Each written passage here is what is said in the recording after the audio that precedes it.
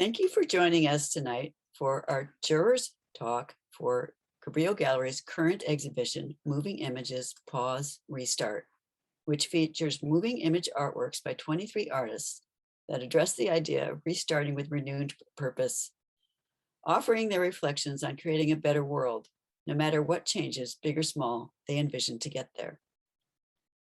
The theme of the exhibition was prompted by times when a significant event interrupts our lives, making us feel like we've been put on hold by forces beyond our control, shaking our perceptions of day-to-day reality. Such a destabilizing interruption is quite present in our collective consciousness at this moment, having all experienced it on a grand scale when the world came grinding to a halt during the COVID-19 pandemic, suspending us in uncertainty. As disruptive and distressing as such episodes can be, they can guide us forward with renewed perspectives and changed priorities. Reflecting on what is most important to us, we may contemplate new ways of being and reconsider or even reinvent essential aspects of our existence, be it our jobs, our relationships, our living environment, our well-being, or even our greater purpose in the world. In today's presentation, the juror of this exhibition, Clark Buckner, will talk about the work he selected from the submissions to this call for entries for video shorts. If you would like to see the Moving Images exhibition, and you haven't already, the exhibition is online only. Victoria has put the links into the chat to our online image gallery and to our, I should say, video gallery, and to our Instagram and Facebook. In today's presentation, the juror of this exhibition, Clark Buckner, will talk about the work he selected from the submissions to this call for entries for video shorts. Clark Buckner is a curator and cultural critic who works as director of the San Francisco art gallery and production company, Telematic Media Arts, where he exhibits and supports time-based arts with particular attention to screen culture and art's intersection with contemporary information and telecommunications technologies. For many years, Buckner taught critical theory and cultural criticism in the School of Interdisciplinary Studies at the San Francisco Art Institute. He has his publications on art, philosophy, and film and video have appeared in both academic and popular journals. Buckner previously served as director and curator of the project space Mission 17, and he composes sound scores for the dance company Jennifer Perfilio Movement Works. Clark has a PhD in philosophy from Vanderbilt University. Welcome, Clark. Thank you, Beverly, and welcome everyone, and thank you for joining us this evening. I'm delighted to be here and grateful for the opportunity to share this work and to share this conversation with you all. Let me say again, thank you to Beverly and Victoria for inviting me to participate in this show as a juror and to reflect on these themes and to engage with the artist's work. Thank you to the artists, those who submitted broadly and those whose work is included in the show. I see many of your names popping up on the screen, and I look forward to being able to put faces to the work, which I feel like I have come to know quite well.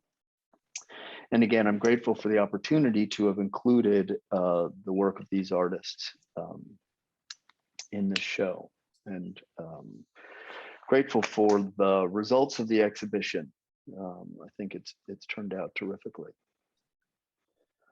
My plan is to talk for about 45 minutes here. In fact, I'm going to get this going so I can keep an eye on it. And then to open the floor for questions and to open out the conversation and go from there. Can you all hear me all right? Okay. Sounds good, Clark. And I just want to tell everybody also, which I forgot to mention, was if you have a question you want to throw in the chat while Clark is talking, please do so, and we'll bring it up at the end of his talk. Great, thank you.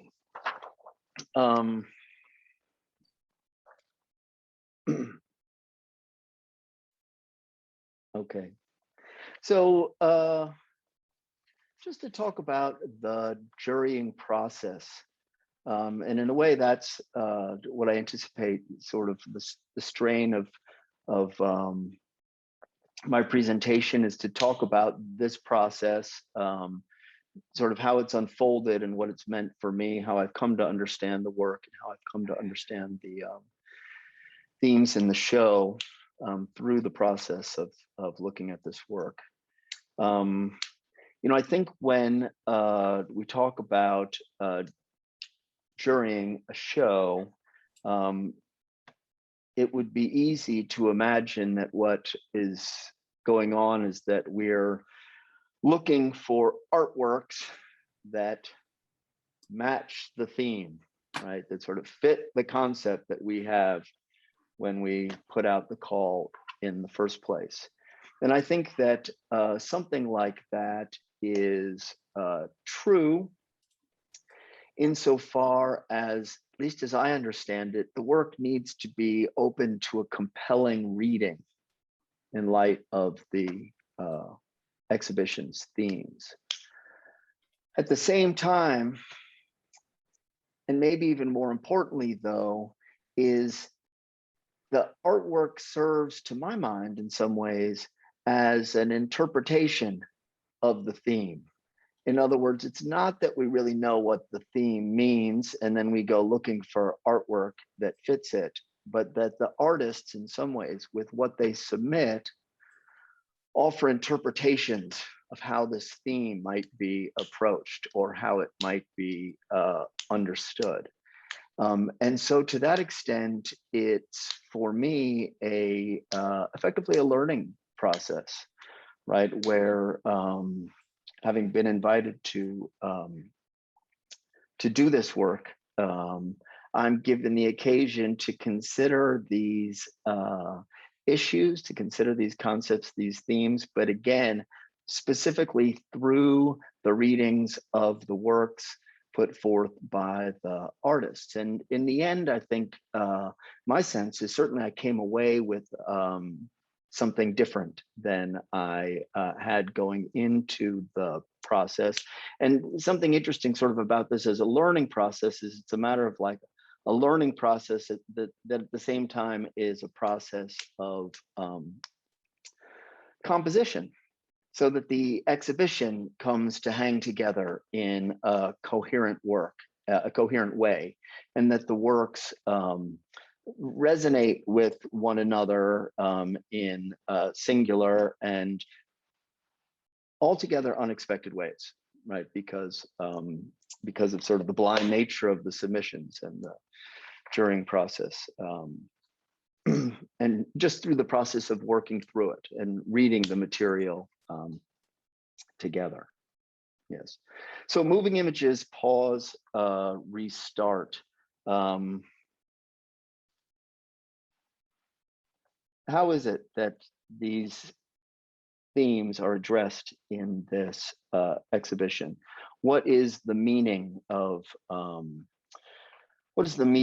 these concerns as they're addressed here, right? The sense of movement on the one hand, but then an interruption and the need for the promise of renewal. My take and my sense of it is, as Beverly introduced it, it speaks very directly to our immediate condition and these remarkable circumstances where everyday life has been interrupted. Yes, I suppose, safe to say for a good year and a half in a whole slew of ways, many of which, unfortunately are still with us. My sense too is that the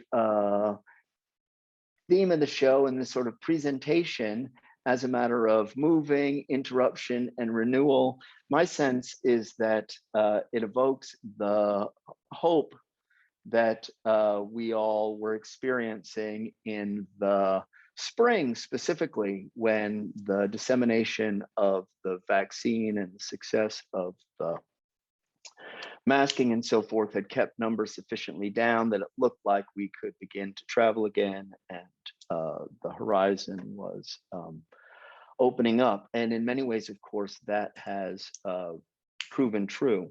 That I'm introducing this to say that in some ways, my reflections on these themes were already going through changes as I was even beginning just to crack the work. And that is to say that this fall, my hopes for restarting were frustrated in many ways. And I recognize this as a political problem and a social problem and a matter of the plague of disinformation. And I understand this in terms of the international management of the vaccine distribution and so forth, which is just to say that our restarting has been partial at best, and that we still find ourselves in the throes of this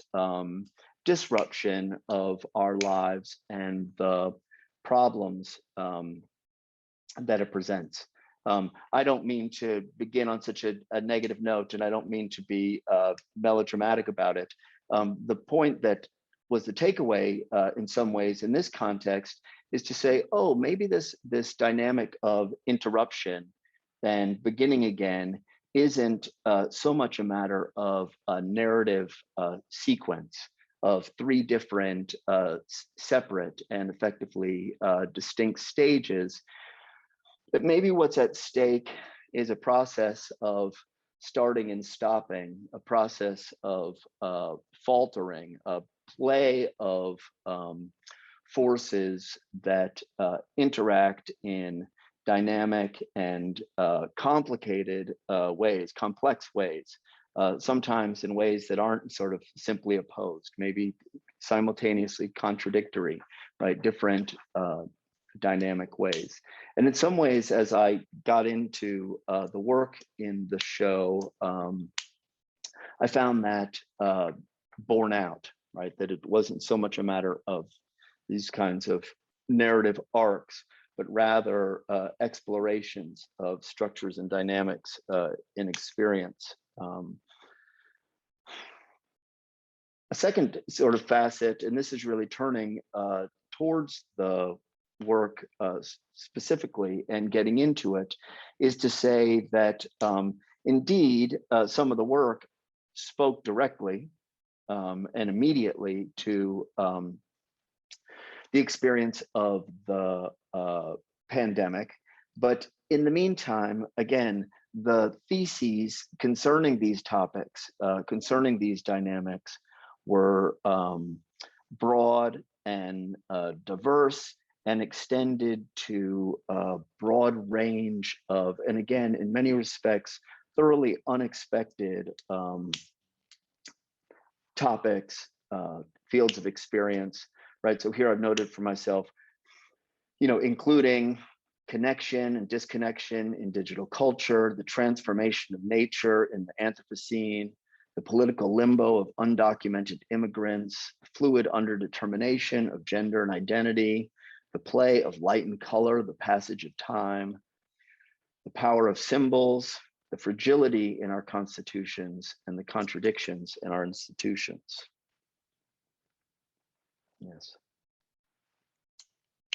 In terms of takeaways then, sort of in the diverse treatments of these dynamics,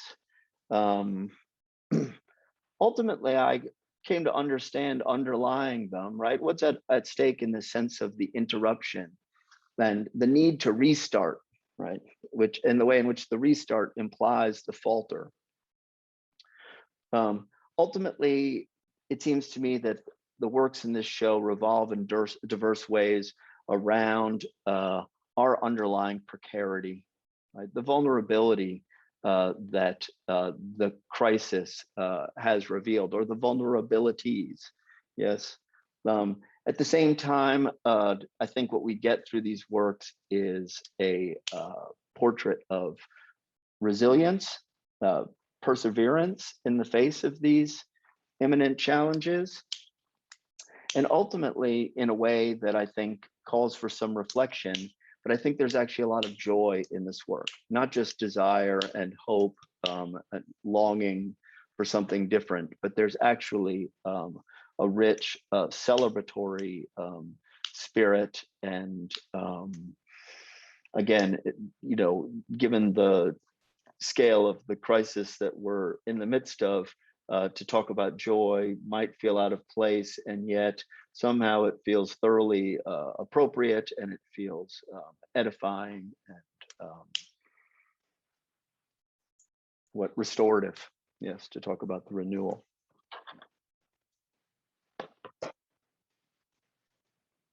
I'm going to share my screen, and I'm going to share my screen, and I'm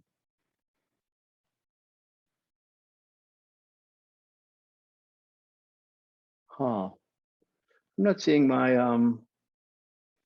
PowerPoint like I did before. What am I missing? I'm going to take a second to.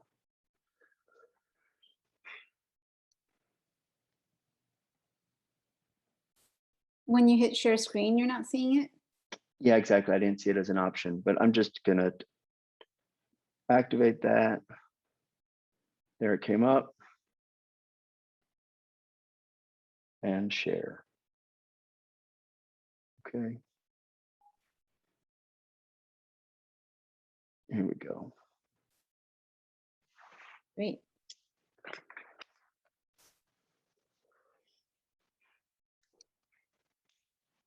So I hope that all of you have had a chance to see some of the works in the show, if not all of them. And if you haven't, I encourage you to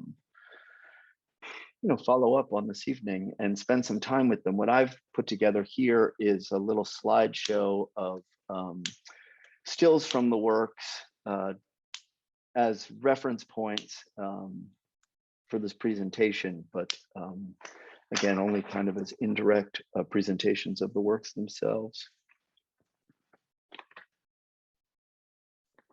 Yes.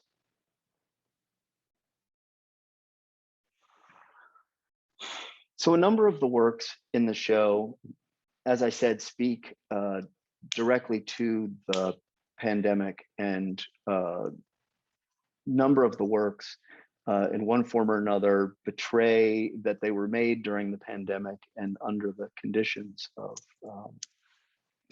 the quarantine and social distancing and so forth. Here, I need to be able to read my titles, excuse me. First and foremost, and a nice place to begin, is When the Buildings Cheered by Jay Goldberg. This is a portrait in, indeed, resilience. Yes, it was shot on nightly walks, 7 o'clock in the evening through New York streets. And a lot of it actually is quiet, empty streets of New York. That's my hometown, but I haven't been there in the quarantine. And it's amazing for me to see empty streets in the middle of the day, one person, two people, no people. Specifically, this 7 o'clock, this is the hour when people develop the ritual of celebrating the healthcare workers on their way home from their shifts. And it's when the buildings cheered because the streets are silent, but when the celebration goes off, sound is erupting from the windows, people cranking their stereos, singing, cheering, banging pots and pans. And there is a terrifically, again, joyful, sort of resilient spirit in it. where they are cheering the healthcare workers, but they're also communicating with one another, cheering out to each other across the rooms, and in some ways, celebrating the fact that they've themselves have survived another day. In this too, though, already, let's say, right, if this is a real COVID document and belongs squarely in the show, you know, to that extent, we already have a really rich formal play here where, right, it's when the buildings cheered. And so you've got these empty streets and the silence in the street, the sound coming out of the buildings, but also the buildings as stand-ins for the people who you don't see. So there's this real rich play of silence and sound, presence and absence, and the interruption, right, is operative in the film on a formal level, right? It's already kind of expanding our understanding of what's at issue again in these themes, in these concerns. Okay, here. Yes. Across the board too, I've only read people's names, so I'm bound to get some pronunciations wrong, and I hope you'll correct me if you can, or excuse me if you can't. John Hota Leaños, Residence, right? Again, this is a document of the pandemic, this short animated film, surreal animated film. Right, specifically reflecting on being locked up in social distancing, about the alienation of always communicating through screens and new media, the sense of, again, alienation in terms of the misinformation and disinformation. Essentially at the same time, though, right, or not though, what am I saying? This surreal animated film actually presents the experience of the pandemic as essentially an existential crisis, right? Where the crisis disrupts everyday modes of doing things, and also gives the lie to the assumptions that we've been working with, and calls things into question, makes one aware of one's alienation again, sort of sense of distance. This is, again, I'm not doing justice to the film, I'm afraid. But what I mean to be talking about is the way that it's a document of the pandemic, but it raises these broader existential themes, and reads like a philosophical meditation in some ways, right, in its surreal delirium. Yeah. Kim Koyam-Murtera's Woman on Fire adopts the vernacular video form. Right? It's interesting. It's almost the form that we are communicating on now. And you can see as a video maker what the way that we have been developing new video language over the last 2 years, and our digital cultures have exploded. And Kimberly here, excuse me, effectively living through the screen and documenting this experience of having her bedroom open to the world through her video camera. Yes. And this unique experience of being both remarkably connected to people at extraordinary distances, and in really intimate ways. Again, you know, like looking into somebody's bedroom in their private space, seeing their family and their domestic going-ons, right? The kind of breakdown of distance in that way. And then also the strange sense of kind of intimacy, but then also alienation and distance. Anyway, Kimberly's piece in particular juxtaposes these images and really capturing a sense of constriction, a sense of the space. Sometimes it's shot from wide angle lenses, yes, on the other side of the room, getting a sense of kind of the parameters of her world under these conditions. And then in poetry over it is tying that sense of constriction to a feminist critique of oppressive gender expectations. And it resonated with me. I think there are a lot of ways in which the demands of the pandemic have intersected with concrete social conditions and shown the ways in which something like what would seem to be a healthcare problem is actually informed and exacerbated by social inequities.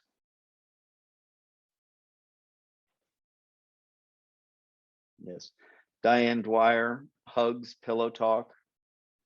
And this is a great form in terms of the sort of 5-minute short video, because some of these pieces develop as films over the course of 5 minutes and have the time that they want or need to tell a story or develop a theme over, they've got enough time to work things out.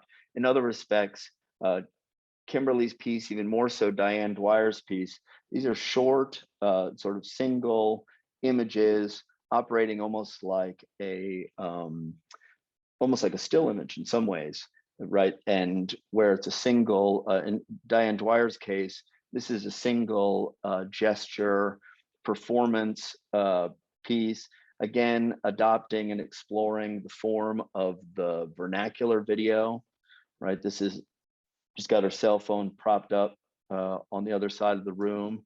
And I see this as an image of essentially self-care, right? And an attempt at comfort, again, under stressful, anxious conditions. The fact that she is injured like she is makes the sense of, in fact, being in pain still more immediate. But there's also, like Kim's, there's a sense of being constricted there. And in the embrace, then also a loneliness, right? And a longing for connection and for touch and, like a connection that the screen does not afford.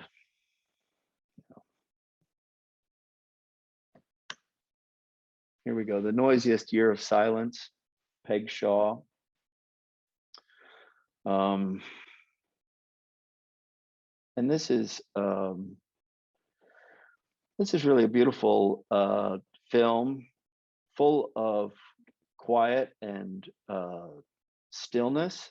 I think that's really where it begins. You see it here in this image. I'm going to keep moving. Excuse me. Right, clouds, drifting, boat floating, sense of stillness and suspense.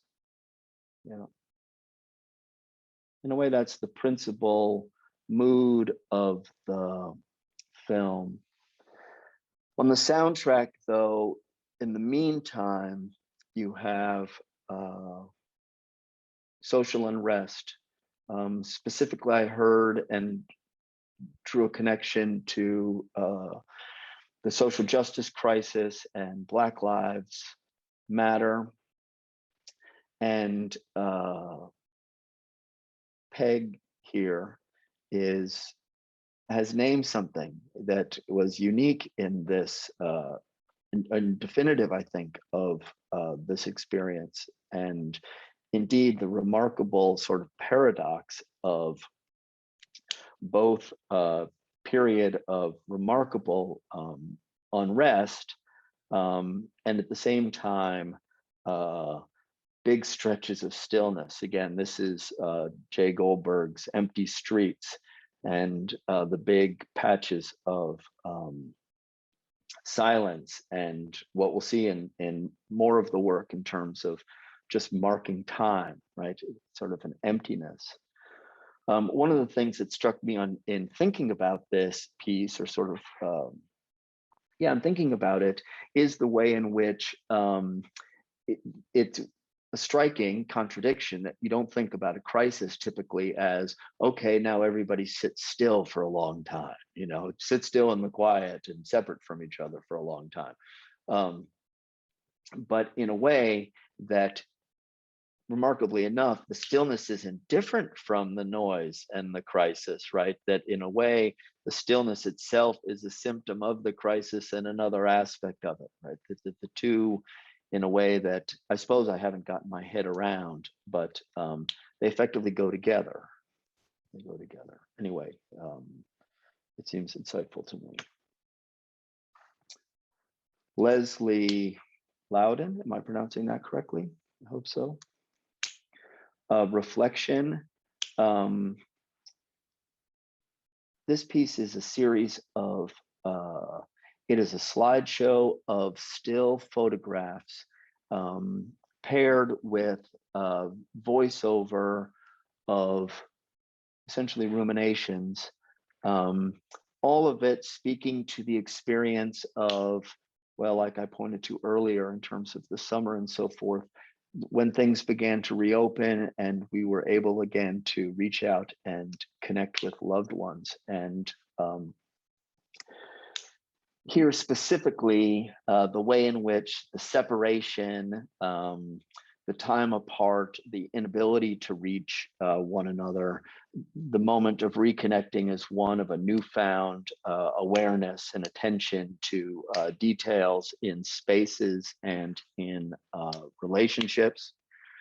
And here specifically, kind of anticipating the general thesis that I'm developing here, right? To say that in a way that the problems that we faced, that they open a space for reflection and for a new sort of a consideration of the meaning of our relationships and the world, and even more broadly than just in light of this time, but in light of the limits on our time in general. That's actually specifically how the film ends, and very poignantly. Yes. So if some of the pieces in this exhibition are squarely rooted in the pandemic, others begin to extrapolate much further. And this is where that sense of, what's at stake, or how might we understand, where the work starts to unpack the theme in new and different ways. I read this piece, Untitled, Haunted Fish Tank by Michelle Herman, as indeed, again, this is almost like Kimberly's Zoom room that we saw earlier, right? It's almost an analog indeed for this recent experience. But the soundtrack focuses specifically on reality television and social media. And it's the point where if you have a lifting off from, well, yes, our Zoom rooms of the pandemic, but more broadly into digital culture, yes, and questions that have been exacerbated, I suppose, under these conditions about our capacity for connection. And in a way, again, what the soundtrack is pressing in playful ways is sort of the possibility of authentic connection in the age of reality TV and social media. Yes. Margaret McCarthy, this is like a kids show, yes, in its aesthetics, and it's a simple juxtaposition. Where's the interruption? It's the interruption of night and day, first of all, Yes, and she's just playing this sun and the moon. But in the meantime, the play isn't so childish humorous, but is more manic depressive, frankly. Yes, and bright day, ready for possibilities, melancholic despair in the evening. And I sort of recognize it as a psychological type. It's not my place to sort of speak so clinically, but I knew somebody who had the opposite, where they would wake up. I mean, they go to bed feeling like they were on top of the world, and they'd wake up and have a hard time. Period. Getting out of bed. Yes, but it seems to me too, again, that in a way it speaks to contemporary culture and the way in which we oscillate between kind of manic self-affirmation and doom scrolling, but unable to kind of get perspective on where things actually stand. And so, find ourselves subject to some really intense anxieties and uncertainties, mood imbalances, all that. Yes. Amnesty 1986 by Lucia Moreno Nava, juxtaposing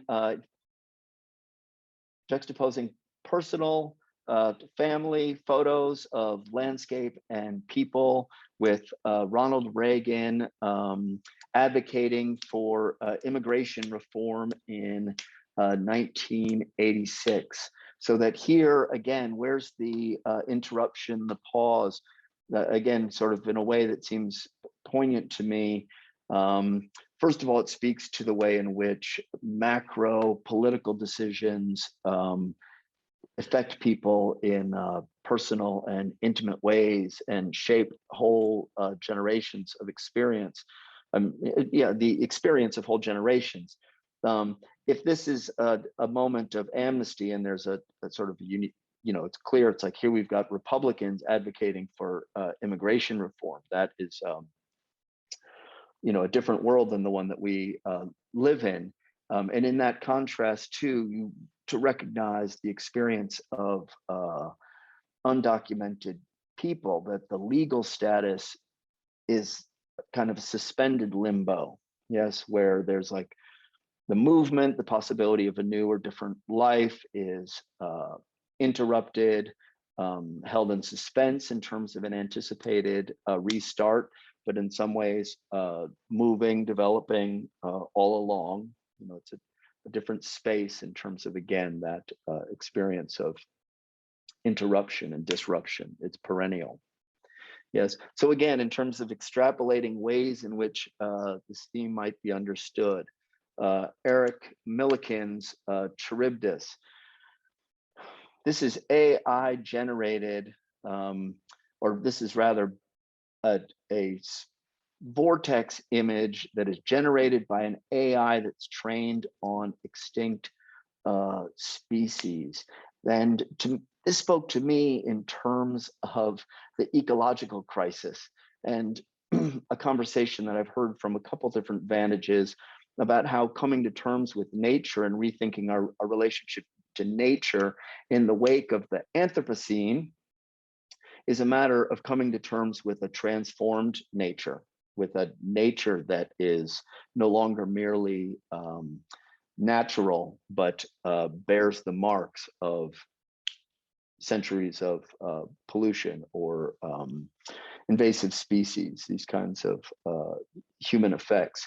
Yes, how do I see this here? That is to say, on the one hand, we have the extinct species, effectively, right, there's your interruption, there's your loss. I mean, an interruption, extinction. And in the meantime, the transformation, the generation of new natural conditions in this, potentially monstrous forms, but in other respects, something that might be understood as characteristic of the world that we live in now. Yes, where nature and the technological, the artificial can no longer be simply divided. Yes. All right, in a different direction again, this video, Bogue, Santiago, Echeverry, and the House of Tupamaras. But this is a dance video produced using, I'm not going to do it justice, 3D video mapping. This isn't video synthesis. This is 3D mapping of the bodies in space. Yes. In the context of this show, specifically, the Vogue seems to me to be spot on, right? It's just like that simple stop and start, the flowing that then is interrupted with the pose and that play of the static pose and then the movement of the dance, right? As itself, like, oh, what are we talking about when we talk about interruption? Well, voguing. Yes. Watching this, the drag in the performance for me brought those considerations to bear on gender and the way in which gender, at least as it's performed in the dance. And this isn't as great, this text. I hate you even more, goddamn hairdresser. They've got the soundtrack is drawn from basically catfights in soap operas, I think, among other things, but it's definitely a high point. What to say? To see the gender in the poses, in other words, the pose being a momentary fixing of something that is otherwise fluid and dynamic, and that they are moving in and out of these poses in a way in which they're also moving in and out of the sort of gendered positions that they adopt in their play.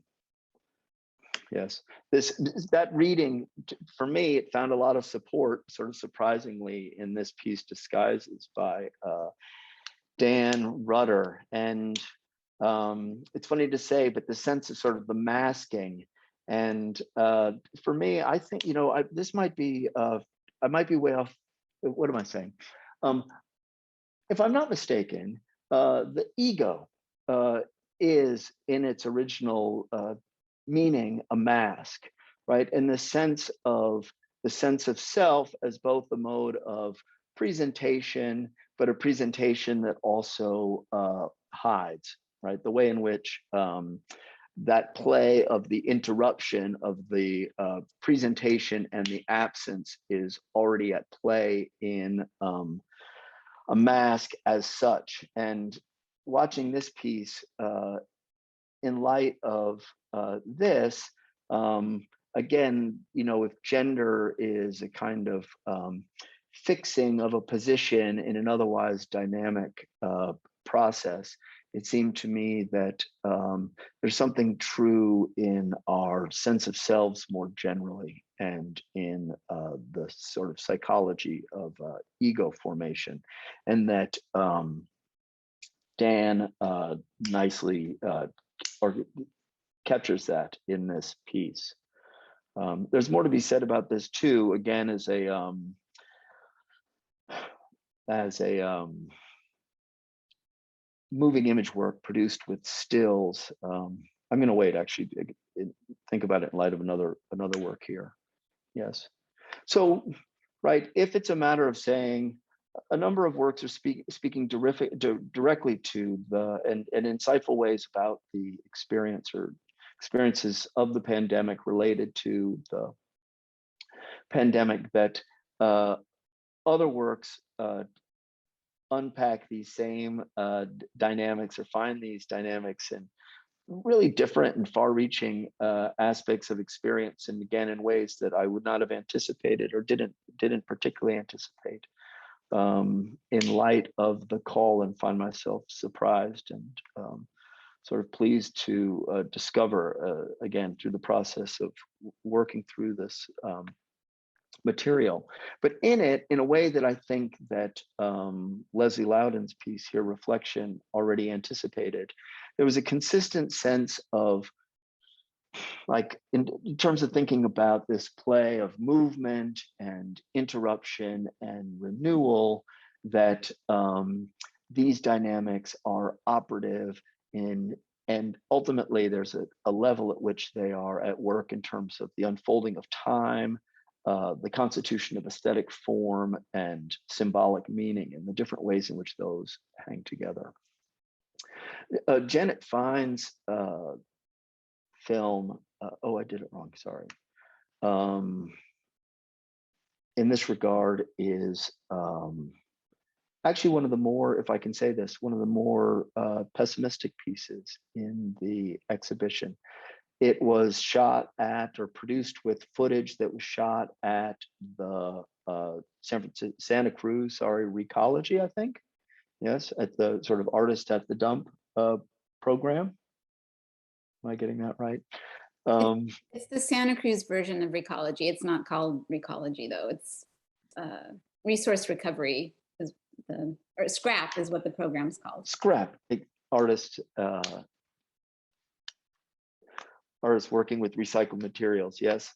So this image here, right? Ultimately, this is a study, it seems to me, in entropy, or one way to get at it, and it begins with just this stream of rubbish, of waste, seemingly endless stream of it, and it's juxtaposed to Annie's Tomorrow, yeah, or the melody of Annie's Tomorrow. And if it's entropy like physics, it seems to me that really what's at stake is contemporary junk culture. And I'm reminded of a Dan Clowes comic I saw one time. It was supposed to be a magazine cover, and it was like celebrities, but it was like tomorrow's has-beens today, that tomorrow, your hopes for the future are just tomorrow's garbage. Yes.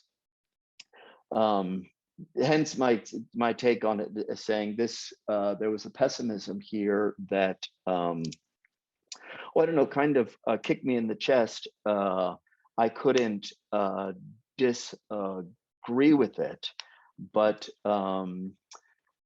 found it hard to draw such a starkly negative conclusion in some ways. I suppose, again, I see the ecological crisis at stake in it too, just because there's this documentation of the waste. I think that where there's a moment of redemption is in the production of the film itself. Yes, right. In other words, that the artist is, in some respects, leveling a strong critique and maybe trying to look some of the darkest, some of the darkness that we face as directly as possible, and yet in that is still working to create something, and I suppose hasn't thrown away all her tomorrows. Colin Pollard's Watch Your Step, on the other hand, super playful. And here, this is a stop motion animation made with a still image of a street corner. And here Colin takes the play of pausing and moving and turns it on its head in a way, because it's the pause and the renewal that create the movement in the first place, and the the moment of being forced to stop at the stoplight seems to open up the occasion to play with the geometries of the the aesthetics of the street, and again, I encourage you to see all this work, but I can't do it justice in the sense of the color ping pongs around the image and finally sort of off the screen in a way that makes you laugh.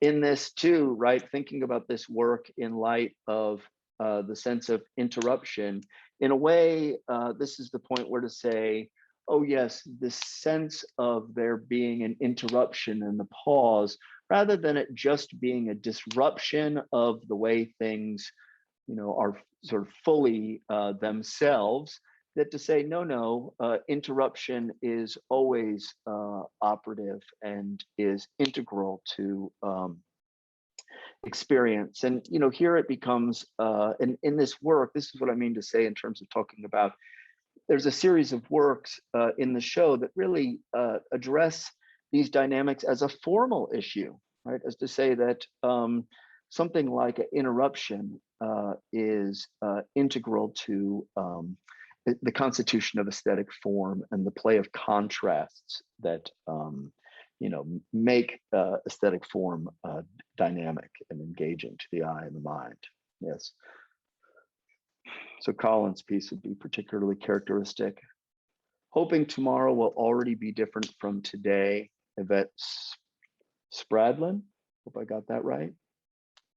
Right, again, marking time just beautifully. Sky in a way reminiscent of the noisiest year. Right, the sky moving over the clouds, moving across the sky, over the buildings. Abstracted form that mirrors the sky and the shift in the light. Yes, in a really beautiful, this is a beautiful film, and really, richly, aesthetically, painterly, dynamic way. And here, though, specifically, this is the point where that sense of time and form, right, intersect, and that the play of contrast in the form of the architecture and in the light and shadow of the sky, that's also the marking of a moment. Yes, and those dynamics shift, shift through the time and through the moving image. And in a way, of course, this is moving image work and can be unpacked in unique ways through this form. But honestly, I think that this sense of time being connected to aesthetic form and the play of presence and absence in aesthetic form can be brought to bear on still images as well. Yes. This is another version. This is Divergence, Kaylee Clark. And here that, part of that argument is maybe taken to a certain limit, right? To say this being submitted as a piece for a show on moving images, pause and restart. So where's the interruption in the film? Where's the pause? This is, I think, handmade sort of alternative process experimental film where the film itself has been manipulated.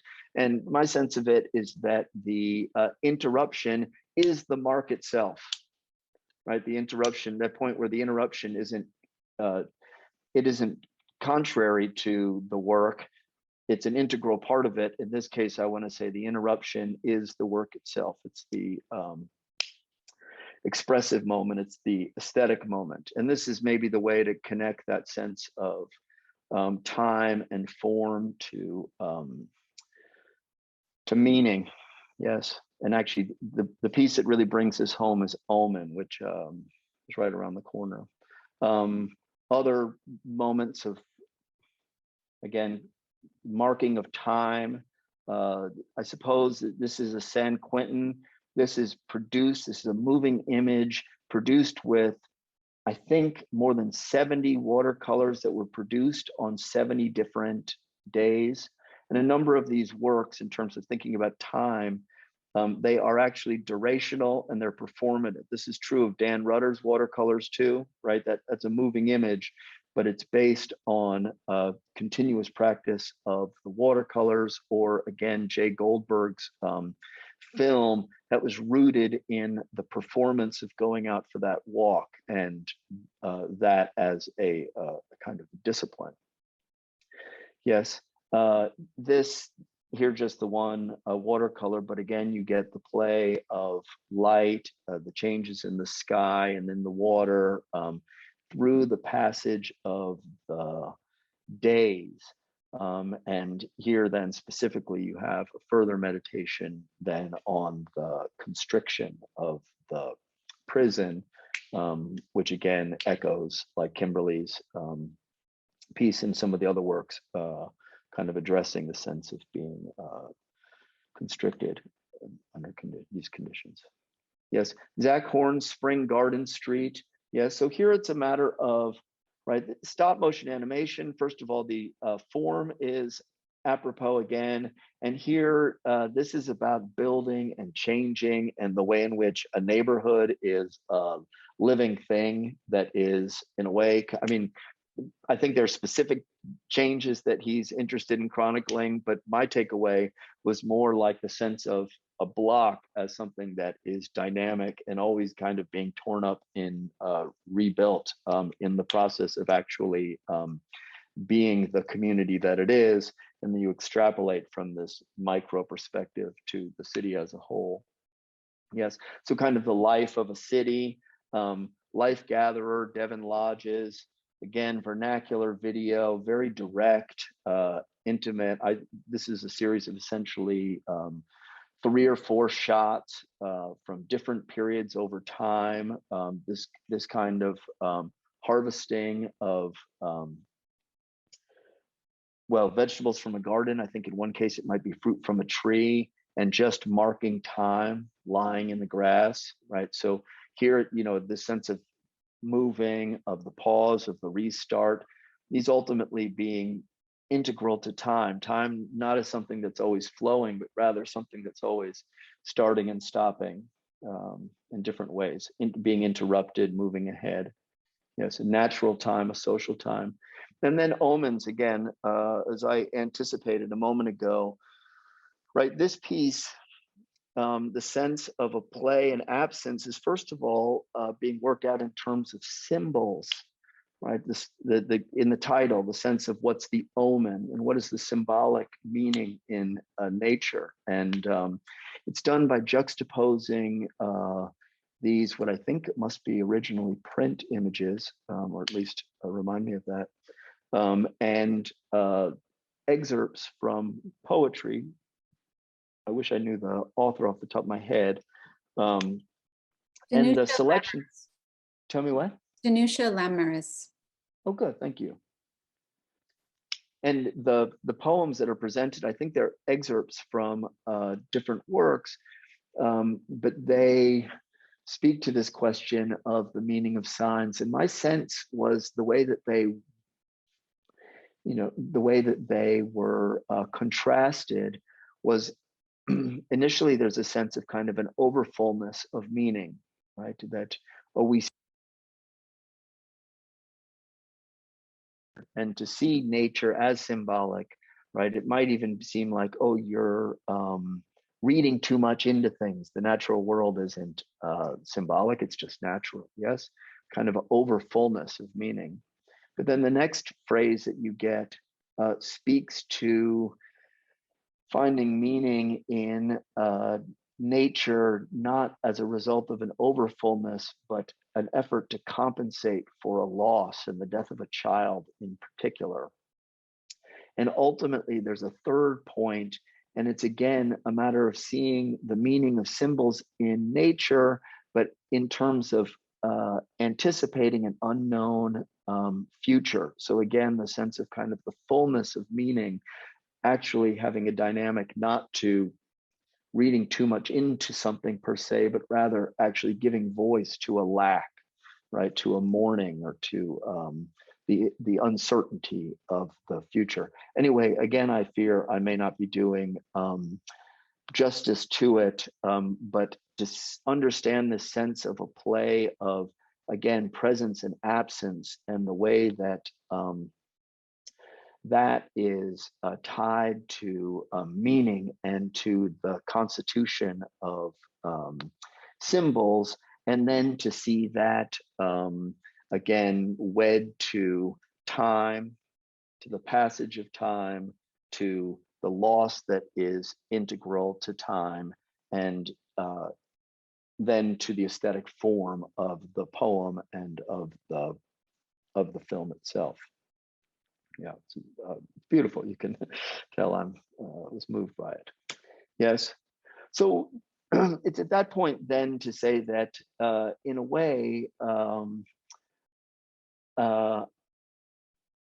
for me, part of the takeaway on this, in thinking about these works through the lens of this theme of the interruption and the restart and the experience of the false start, that in a way I hear and now see in different ways an underlying current of precarity. Yes, again, to say, right, that the crisis, that the interruption is a symptom of our finitude and a symptom of our conflicts and our contradictions, our vulnerabilities. And again, the restart and the need always to restart and the persistence of the false start, right? These are also occasions where we prove ourselves, or in one form or another, manifest our capacity for resilience. Yes. Nikolai Gupitz, I Had a Kite, I think really encapsulates this beautifully. And at the heart of it on the soundtrack is a song, a children's song. I think it's Filipino,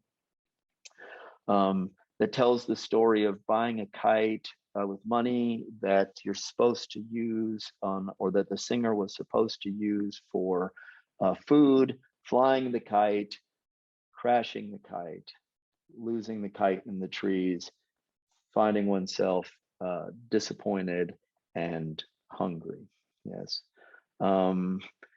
The image of the kite for me was clear, I thought, and powerful, right? That it's being battered about by the breezes.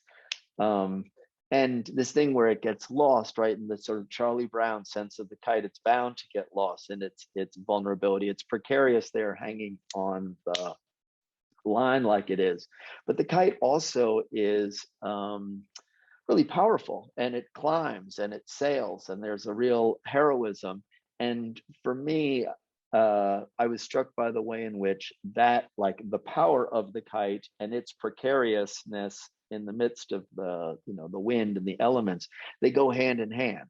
They're in fact sort of aspects of the same thing. So again, this sort of image of like a heroic strength, but then marked by this profound vulnerability. And anyway, there's more to it. But for me, it really, this film really encapsulates, captures a lot of what I, again, ultimately saw as running through a lot of the work in the show. And Judith Navratil's long distance somersaulting, again, I think provided a vivid image, again, of the sense of the interruption and the vulnerability and the resilience, and does it in a way that is playful and ultimately evokes, again, also the sense of joy that almost surprisingly, in light of a lot of what I've followed here, that actually permeates this work. In the title back here, I put Walking and Falling. I was reminded in all of this, and maybe specifically with Judith's somersaulting of a Laurie Anderson song from Big Science, where it's really like a spoken word piece, and she's talking about walking and falling, and again, not seeing falling as something that is outside of walking, right? As though one is fully self-possessed, carrying oneself when they're walking, and only inadvertently is falling, but rather understanding walking as always just capturing yourself, right? Holding yourself up off the ground, so that the kind of vulnerability of the trip And the fall is already part and parcel of what's going on as one, walks down the street. And in Judith somersaulting, again, in terms of an image of moving, interrupting, pausing, and restarting, it seems to me that the somersault has all of that. And again, as a way of, that's actually how you do a somersault, right? The pause, the fall of it is not what you're not supposed to be doing. That's how you do it. And then the way in which it playfully interrupts these scenes, and it has a formal effect of highlighting them in a unique way, and then connecting them together as a landscape or as a diary or as a network of context, and in a playful fashion. Yes, and I want to end and that sense of joy. Pulp Icons is a stop motion animated film with painted cutouts set over photographic real world backgrounds, and it is set to a psychedelic jazz fusion soundtrack that's really first rate. And it loosely tells the story of a guy in the city who has a sort of a hard thing that happens. There's an accident or something, and then he rises above it. There's a little bit of a narrative. But in a way, I saw the piece as, I guess in a way that's consistent with that, right? Again, kind of a portrait of resilience in the face of life's everyday challenges, but one that ends up being really, right, that sort of sense of like challenges and so forth. It also being a matter of the substance of life. And anyway, this piece has a lot of really playful enthusiasm and joy, in art and music and friendship. And I found it terrifically, in a way, I want to say life affirming, and feel like that also is a strain throughout the works in this show, that in different ways, right, be it in terms of, say, the poetry of form or connection with people, time, form, meaning, on these different topics, that in a way there's a lot of not just, again, a hope for renewal or kind of desire or longing, but actual kind of appreciation, affirmation. So I went more than 45 minutes already. I will leave it there, and hopefully we can open the floor to some questions and conversation.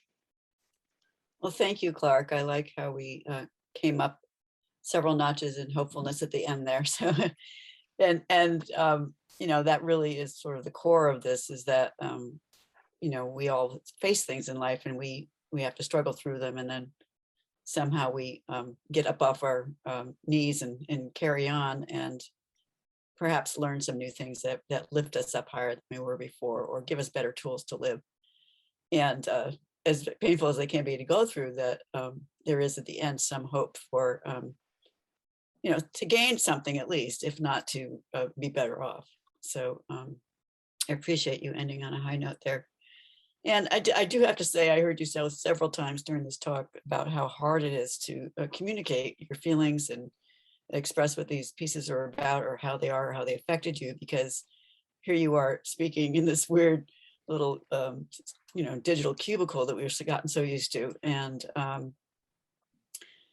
with everybody muted, and there's no conversation going on, and you're only showing one still image from these very rich moving image artworks that really, I've looked at all of them several times and really gotten to know them. And there's so much richness to be had every single time you view them. And hopefully, everybody who's here tonight has had a chance to look at them all. But again, if you haven't, please go and visit the website and really take time with them. And then also I would suggest really taking a look at Clark's full statement, which can be accessed from the exhibition page, because it's very clearly and succinctly does a sort of a encapsulation of his, reactions to each video. And I think that's, they're just beautifully written and beautifully expressed. And okay, I just want to say that. And yeah, and yes, and you express so much about this time that we've been through and all of the kinds of disconnect and enhanced connections and things we've gone through with starting and stopping and all of that. And I would love to hear some, of questions from the audience and maybe even conversations with some of the artists who have work in the show. So we're going to open it up now to people's comments and questions. So if you want to make a comment, but you don't want to actually speak out loud, you can put your comment in or question in the chat. But if you do want to actually speak, then just unmute yourself and raise your hand and we'll have you talk, okay? See, it was 177 watercolors for the San Quentin piece, 177 days. Well, Peg put a question in the chat. And she's talking about how interesting she found the connections you made, the different dichotomies and such. But she asked, did you come away feeling somewhat lifted by the work? Yes, can you hear me? I'm up still. Yes, I did. Yes, I did. Coming out of presenting and hearing Beverly respond, I hope I wasn't too gloom and doom. In a way, just to be totally frank, and here I'm going to be gloom and doom again, but 700,000 Americans died, and this is a real terrible tragedy, and we're still feeling its effects, and we're going to feel its effects. So if I haven't been appropriately enthusiastic about the spirit, the sense of uplift in the work, it may be because I'm want to take that seriously and be appropriately respectful.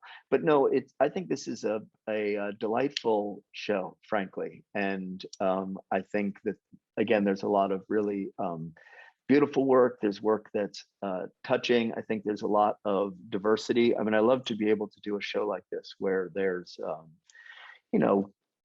woodblock animations and single channel performance video, on the same roster and reading off each other in ways, they might not have been included in a screening typically. Mm-hmm. Yeah, it's really nice to see that interplay and that variety, of course, of perspectives, which is one of the nice things you can, that can come out of a call for entries, because there's so much variety of choices, and there are far more videos, of course, entered than were in the show. And I watched every single one of them, as I know you did, and just an amazing array of perspectives on this idea. Yeah, and again, so much good, again, are thinking about the voguing dance video, again, just like a surprise and a delight, and then to say like, oh yeah, that resonates with this other stuff, and that speaks to these themes that, again, if we're getting dark and gloomy in one moment, was like the next moment we're on the dance floor and having fun. Tony, do you have a question? Yes, I'd like to know how you worded the call for artists. It is basically on our website, and I did read it at the beginning. So let me just go back to my notes here. And so basically, the theme was, that in life, and this is a very general idea, that we have events that interrupt our lives and put us on pause. And then we feel like we're out of, things are out of our control and we can't move forward, or our perceptions of reality are disturbed and really shaken sometimes. And that could be any kind of event, a death or whatever. And, but we're all very aware of this kind of circumstance because we've all been through the pandemic together. Everybody's experienced that. So that's a good example of it. And of course, it's highest on many people's minds is what they went through with the pandemic, but it wasn't exclusive to that. It's just a lot of the entries were about that because that's what everybody's thinking about right now. And but there were some that were far from that original idea, in a very clear or specific way. It's more of a philosophical way or more tangential way. And that was interesting to see that. And I'm sure Clark had that same experience, that where is that connection? And he talked about it with some of the works. But then, the follow up on the whole idea of being disrupted and having your life kind of turned upside down is that you can learn from those, or you can change your perspective, or you can find new priorities in life because of those situations. And so reflecting on that and, contemplating new ways of being, or, how do you reinvent yourself, or how do you deal with coming out of that difficulty? What is it that you experienced to find a solution or find a way to move forward from it and restart? So that was the basic concept of the call. And I know, Clark took it in certain directions, and with any juror, if I were during it, I would have taken it slightly, some different directions. And if Victoria had done it, or if you had done it, we'd all would have related to different aspects of what was turned in, because there's so much there, and we all have our own perspectives on that. And I just love seeing that, creating a call and then seeing what the juror does with it. It's really interesting. The diversity was wonderful. Mhm. Wonderful. Thank you. Peg also asked, Peg in the chat, Peg Shaw commented that the direness of the pandemic was evenly expressed by you alongside with the struggle to survive. And then she also asked, after watching all these videos over and over, did any pieces appear in your dream? In my dreams, honestly, I don't remember my dreams as vividly as I'd like. And for me, it's more a matter of the waking dream of engaging with artwork. And indeed, they've made an impression on me and affected my my disposition and my outlook. It's been rewarding, as I mentioned up front. In a way, the process of jurying a show is kind of a learning process. And I was going to interject before in terms of talking about the submissions. I think we got a lot of submissions, and I think we got a lot of good submissions. That's you, because you go with what you go with what you get. But that we got a lot of good work, and that as I hope that what I'm sharing ultimately are my enjoyments of these pieces, and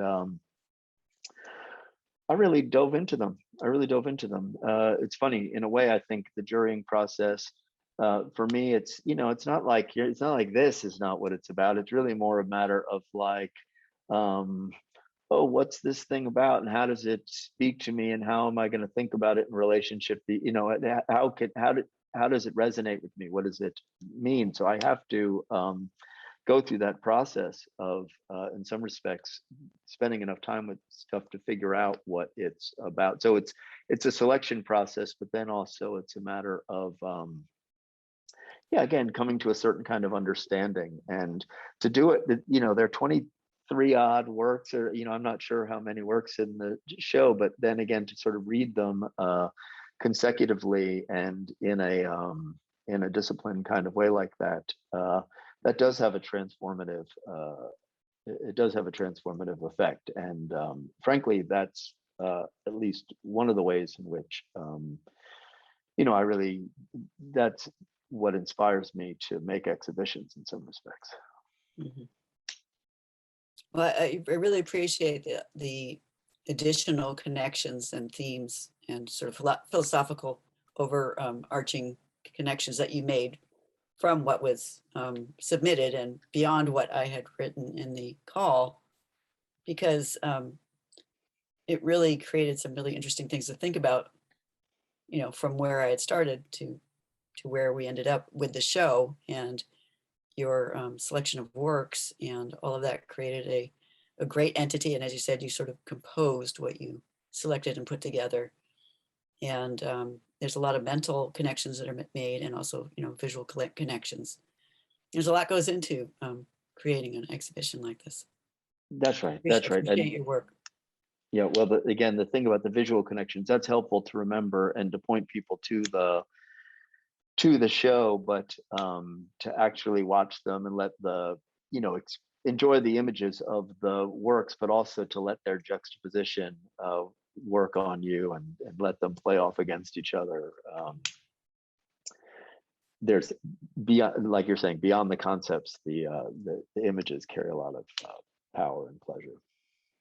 Mm-hmm. And Stuart, do you want to ask a question, Stuart? There we go. Can you hear me? Yes. Okay, great. Was it ever considered, I know, of course, during the pandemic, which was a lot of the pieces were based on that theme, to do a live screening of the show, of the pieces, to see them on a big screen as a group, like as if walking through a gallery. I know it's difficult this time to do that, but maybe in the future, was it ever considered to present it as a live film festival, so to speak? Mm-hmm. It was definitely brought up by Victoria as a possibility. So she's our program coordinator. She comes up with programming around the exhibitions. And we're in such a state of flux and uncertainty on campus that creating a public event, we have an emergency operations committee that everything has to be, rubber stamped by. And then there's the question of logistics and all that. That was just, we were really overwhelmed by the thought of it. And that would have been wonderful to do in normal times, So yeah, we definitely put our minds to it. And with all the other obstacles we're having to deal with right now, we just thought that's just too much to deal with in the time that we had. So it's unfortunate because, being just online as it was, we have a limited scope of what we can do, and being around a video that is projected is a completely different experience, of course, than seeing it on the screen. And we've had to deal with that for almost 2 years now with our exhibitions, and it's very frustrating. So we're happy to be getting back in the gallery next month. The flip side, I just want to say the flip side of that is that we would have never had a video exhibition if it weren't for having to be online. So, kind of like everything that Clark has been saying. Yeah. That's the other right side of it. That's right. And Stuart is right. If we had it live, Stuart, you'd be, where are you? In New York? I know, I would have been able to be there anyway. Exactly. Yeah, and here you are. So that's I love the idea that it was able to be screened properly like this. But it was just, and also I really loved your written piece. The whole review was great, and hearing you talk about it more in depth was special too. So really, thanks for that a lot. It was great. Thank you. Thanks for your work. My pleasure. Judith, do you have a question? I just would like to echo all of this. Thank you so much for including me in this amazing variety of works, and this sharing your insights on your process was just very, very inspiring and generative. I was interested in what would be your takeaway, but I think you already discussed that, if not in dreams, but when you think about dystopia and utopia, what is the overall takeaway for you from going through this process?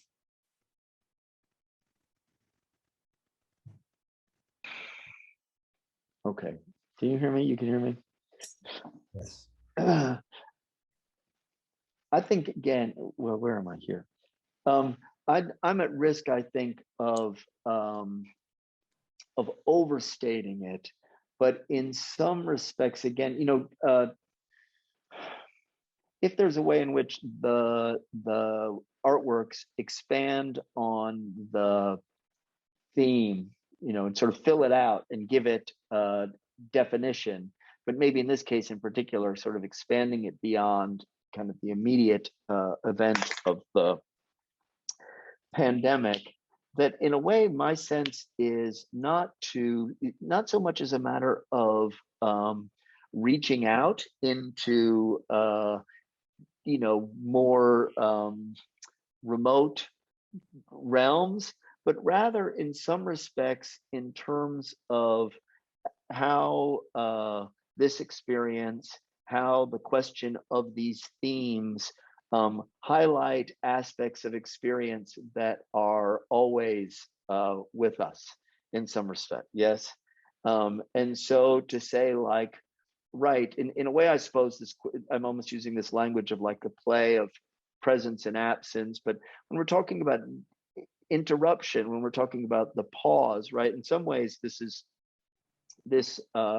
something that's interested me for a while. Sort of, it's a consideration of like the nature of the negative, the interruption, the disruption, and to say like, oh, that disruption is something that again, it's with us all the time, and maybe that it's not merely pathological, but it's actually integral to, well, I mean, among other things, that strain of works where it's like, right, the passage of time and loss, and one thing emerges because one thing recedes, right? There's an interruption that conditions the start of the restart, and the restart is never a full start. It's always, right, suffers from its limitations, and right, the way in which the negative plays an integral role in the constitution of experience. So again, my takeaway from this work ultimately pointed to a kind of sympathetic attention to the precarity, right? The precariousness that is fundamental to experience, and then a kind of celebration in diverse ways of the forms of resilience and the forms of strength and the ways in which we manifest and the ways in which we hash out our differences and challenge the limits of the world that we live in, and how that is how those two things kind of go hand in hand. And again, ending on a joyful note, because I feel like the works in the show are ultimately life affirming, and to say like life affirming as a matter of being able to accommodate that, those challenges, and being able to accommodate those differences and to embrace those struggles. So I don't know if that's my last word on on everything, but in terms of sort of like a reading of this show and how it seems to me that it hangs together and resonates, again, something like that. And in a way, again, I don't know if this informs the practice in the first place, but I think that your tumbling embodies something like that exactly for me, in my take on it. I so appreciate your language and the thinking around this large and how you could like create a vessel for this. So thank you so much. Thanks for saying so. Well, and I think that's a great note to land on. And I want to thank you very much, Clark, for giving this talk and for jurying this exhibition for us, and for your beautiful writing about the work in the show. And thank all of you for coming tonight. It was really great to see so many of the people in the show here tonight. It was wonderful. And hope to see you in another place, another time. So thanks, everybody. And we'll say good night. Good night. All right, And thank you Thank you, again. Beverly. Thank everybody.